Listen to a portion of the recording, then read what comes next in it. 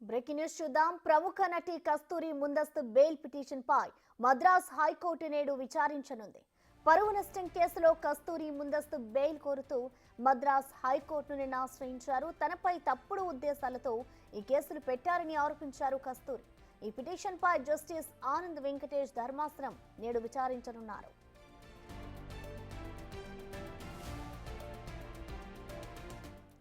కస్తూరి ఇటీవల తెలుగు ప్రజలపై చేసిన వ్యాఖ్యలు తీవ్ర వివాదాస్పదమయ్యాయి.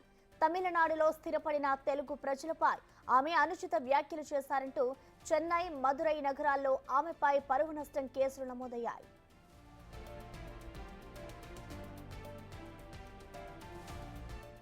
దీనిపై చెన్నైలోని కస్తూరికి నోటీసులు ఇచ్చేందుకు ఆమె ఇంటికి పోలీసులు వెళ్లారు. ఆమె ఇంటికి తాళం వేసి వెళ్లిపోయారు. దాంతో ఆమె పరారీలో ఉన్నట్టు నిర్ధారించారు పోలీసులు. అయితే ఆమె నిన్న బెయిల్ కోరుతూ మద్రాస్ హైకోర్టును ఆశ్రయించారు.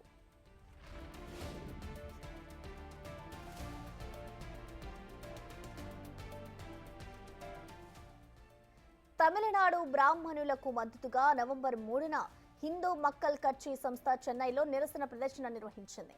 ఈ కార్యక్రమానికి కస్తూరి కూడా హాజరయ్యారు. ఆ కార్యక్రమంలో తెలుగు వారి గురించి ఆమె తప్పుగా మాట్లాడారు. దీంతో తమిళనాడులో పలు చోట్ల కేసులు నమోదయ్యాయి. తన వ్యాఖ్యల పట్ల కస్తూరి ఇప్పటికే క్షమాపణలు కూడా చెప్పారు.